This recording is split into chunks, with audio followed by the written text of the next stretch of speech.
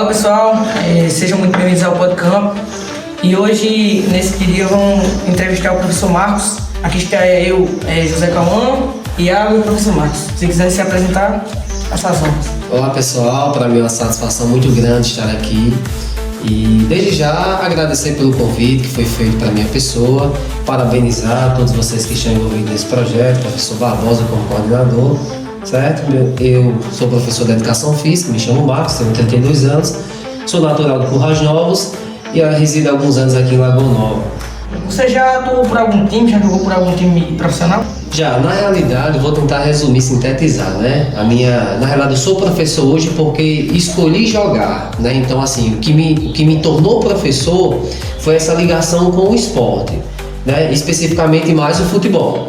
Então, nós participávamos em Currais Novos de um programa social chamado Criança no Rumo Certo, que era um primo do meu pai, e todos os sábados nós acordávamos pela manhã, iria lá nesse local, né, em Currais Novos, no bairro Promorá, participávamos desse projeto e foi ali quando eu aprendi valores, né, valores necessários para a vida, para a sociedade, e tive o meu contato aí no futebol diretamente. Em seguida, depois, participei da escolinha do Cruzeiro em Currais Novos já bebê, fui escolhido pelo observador técnico do Cruzeiro, fui no Cruzeiro, fiz teste no Cruzeiro.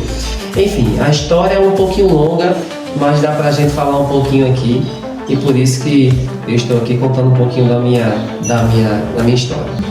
E você fala que fez teste no Cruzeiro. Por que não deu certo esse teste aí? Teste no Cruzeiro, na realidade eu fui, na época era novembro. Eu estava estudando e passei 2 semanas lá, passei no primeiro teste, que era na categoria sub-15, sub-14, e no outro ano eu ia migrar para outra categoria, que era o juvenil. Nesses clubes, cada categoria tem um técnico diferente. Então eu fui avaliado por um técnico do infantil e iria ser avaliado no próximo ano, que eu vim para Lagoa Nova para terminar os estudos, senão eu ia ficar reprovado, né? Isso é um pré-requisito deles. Todos os clubes grandes, eles não querem jogador mais que não estude. Todos obrigatoriamente têm que estudar, de base. Então, no outro ano voltei para casa, acabei os estudos, ficou a viagem agendada para o próximo ano. Nesse meio termo, eu fui jogar um amistoso lá em Natal, da escolinha do atual empresário, se chama João Quebra-Osso, um nome até bem atípico, né? Incomum. E ele me perguntou se eu queria ir para São Paulo na época, jovem. Eu disse que era.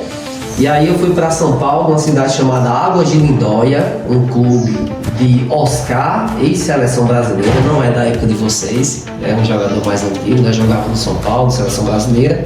E lá tem um grande centro de treinamento que prepara os atletas, joga o Campeonato Paulista e de repente vende os atletas, né? Fui para lá, passei no teste lá também e de repente fiquei lá, né? O Cruzeiro chegou a ligar lá para casa, mas como eu já estava lá, essa informação eu não sabia, né?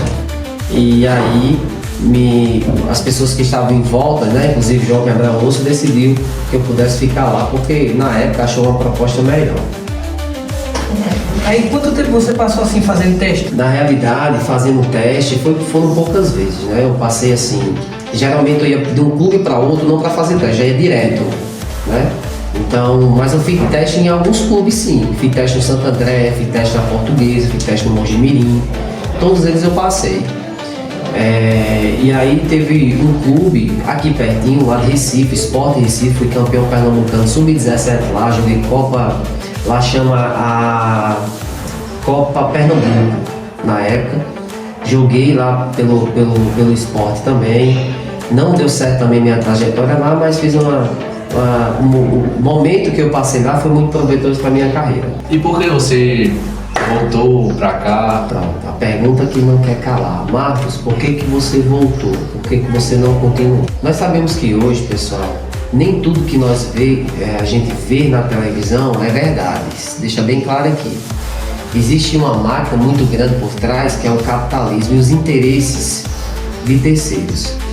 O nosso Rio Grande do Norte, infelizmente, ele não obtém tantas oportunidades para quem é daqui. Os 2 maiores clubes que nós temos aqui, a América de Natal e a ABC, porém, nós não se vê peneiras, né, a gente popularmente falando, para que possa captar atletas e possa investir no atleta. Hoje em dia, muito provavelmente, os garotos, os adolescentes que se destacassem, não tiverem um empresário que possa fazer essa ponte entre o clube e ele, provavelmente não chegará. Pode ter o talento que for. E esse foi um dos meus casos, né? Eu fui para o Cruzeiro com a cara e a coragem na época, sem empresário nenhum, e passei no teste. E lá eles recebem jogadores todos os dias de todo o Brasil. Então hoje o futebol está muito comercializado, né? Então, por esse motivo eu decidi parar minha carreira de fato, não tentar mais, né? Não era por falta de propostas tinham muitas, mas eu decidi parar e investir na minha carreira acadêmica.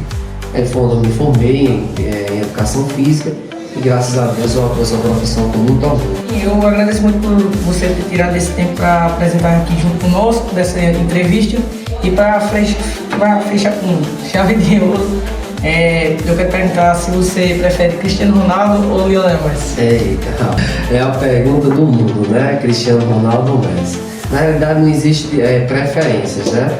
Existe as individualidades de cada um e os pontos fortes de cada um. Se nós formos analisar os pontos fortes de cada um, nós vamos ver que vai dar nivelado. Cada um está no ápice dentro das suas características, né? Na realidade a gente foi privilegiado, nós fomos privilegiados de pegar talvez os dois maiores jogadores da história aí, né, do nosso século e no mesmo tempo, né? Então isso é para poucos. Ele já agradeceu, eu quero agradecer aqui pela sua participação aqui no nosso Policamp e eu queria que o senhor desse aí suas considerações finais, algum conselho para os alunos aí das outras turmas, das outras escolas. Bem, o conselho que eu dou para todos os meus alunos que escutam esse podcast é que se você tem um sonho, você lute por ele, abrace ele, né? Tenha determinação, disciplina e garra. Porém, se esse sonho não vier a ser validado durante o percurso, que estude. E também manter um foco no estudo. Porque se não der certo, você ingressará em uma outra área, formado, né, qualificado, e também realizará todos os seus propósitos e seus sonhos. Tá bom? Valeu aí, pessoal.